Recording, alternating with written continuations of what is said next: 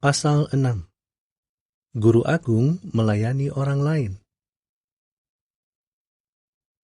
Senangkah kamu apabila seseorang melakukan sesuatu yang baik untukmu? Nah, orang lain pun senang apabila ada yang melakukan sesuatu yang baik untuk mereka. Ya, kita semua begitu. Guru Agung mengetahuinya, dan ia selalu melakukan sesuatu untuk orang lain. Ia berkata, "Aku datang bukan untuk dilayani, melainkan untuk melayani."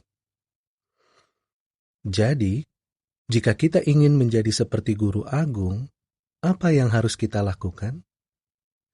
Kita harus melayani orang lain. Kita harus melakukan hal-hal baik bagi mereka.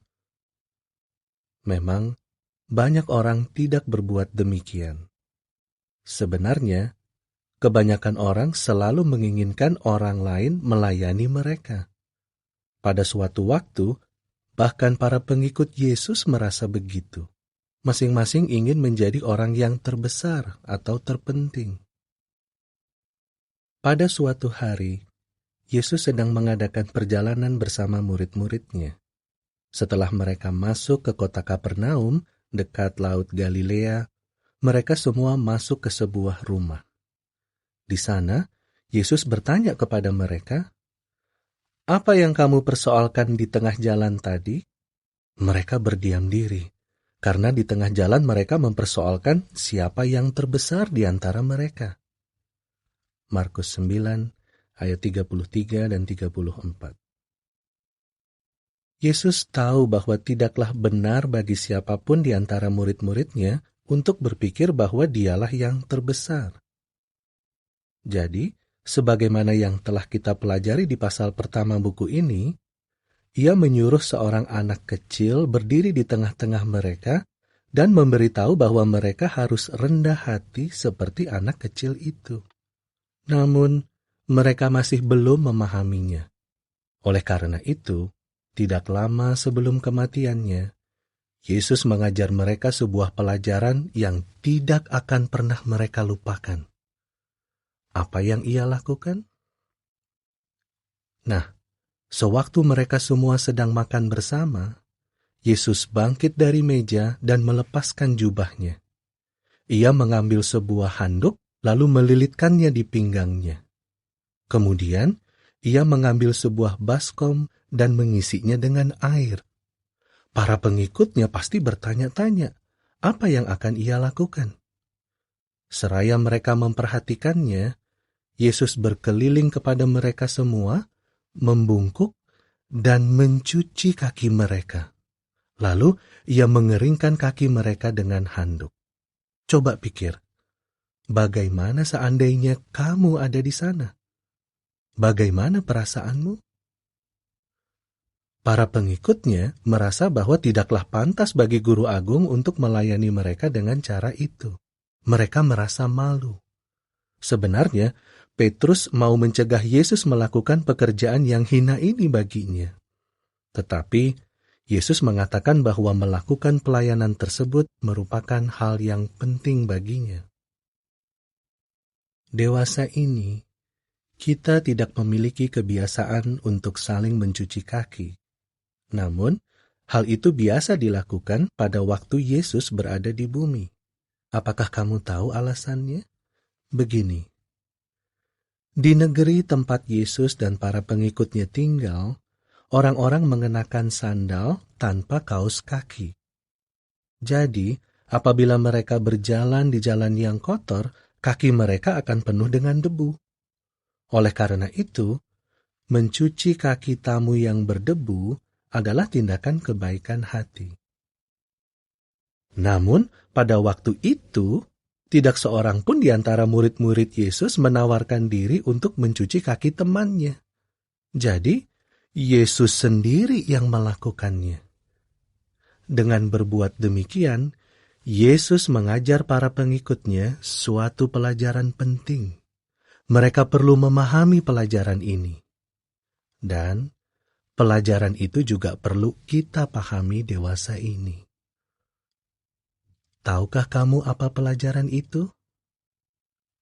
Setelah Yesus mengenakan kembali jubahnya dan balik ke mejanya, ia menjelaskan, "Tahukah kamu apa yang telah aku lakukan kepadamu? Kamu menyapa aku guru dan tuan, dan perkataanmu itu benar, sebab memang demikianlah aku. Karena itu, jika aku meskipun tuan dan guru membasuh kakimu, kamu juga wajib saling membasuh kaki." Yohanes 13 ayat 2-14.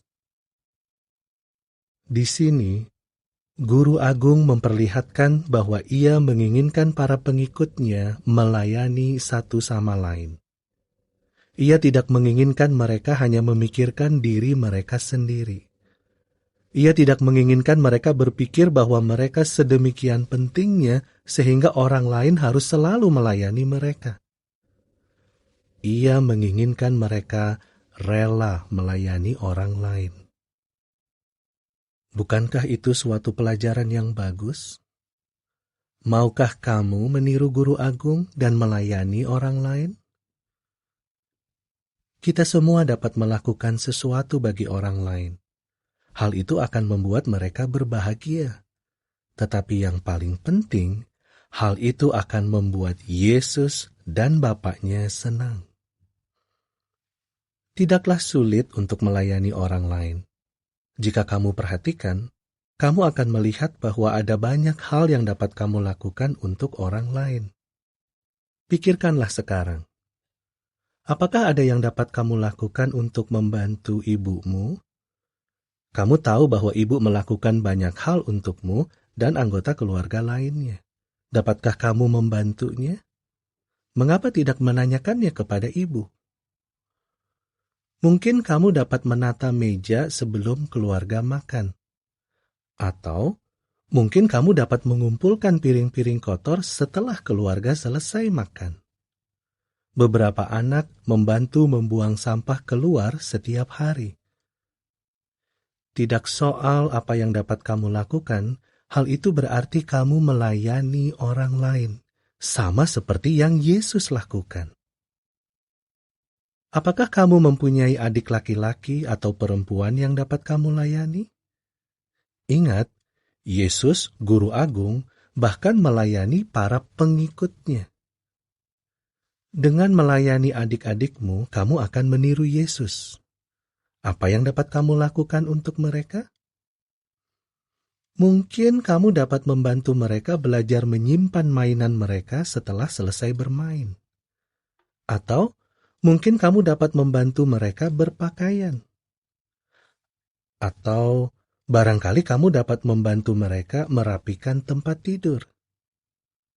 Dapatkah kamu memikirkan hal-hal lain lagi yang bisa kamu lakukan untuk mereka? Mereka akan berterima kasih karena kamu melakukan hal-hal itu sama seperti para pengikut Yesus berterima kasih kepadanya. Di sekolah pun kamu dapat melayani orang lain. Kamu bisa melayani teman sekelas atau gurumu. Jika buku temanmu terjatuh, kamu menunjukkan kebaikan hati apabila kamu membantu dia memungut buku itu. Kamu mungkin dapat menawarkan diri untuk membersihkan papan tulis atau melakukan hal lain untuk gurumu. Bahkan membukakan pintu bagi orang lain merupakan tindakan kebaikan hati. Kadang-kadang, kita melihat bahwa orang-orang tidak berterima kasih atas pelayanan yang kita berikan kepada mereka. Menurutmu, apakah karena hal itu kita akan berhenti berbuat baik? Tidak. Banyak orang tidak berterima kasih kepada Yesus atas perbuatan baiknya. Namun, hal itu tidak membuatnya berhenti berbuat baik. Jadi, janganlah menahan diri untuk melayani orang lain. Marilah kita ingat Guru Agung, Yesus, dan selalu berupaya meniru teladannya. Untuk ayat-ayat selanjutnya tentang membantu orang lain, bacalah Amsal 3 ayat 27 dan 28, Roma 15 ayat 1 dan 2, dan Galatia 6 ayat 2. Sekarang, Mari kita lihat gambar-gambar di pasal ini dan jawablah pertanyaan-pertanyaannya. Apa yang dipersoalkan para pengikut Yesus? Pelajaran apa yang Yesus ajarkan kepada para pengikutnya? Apa yang dapat kamu lakukan untuk membantu orang lain?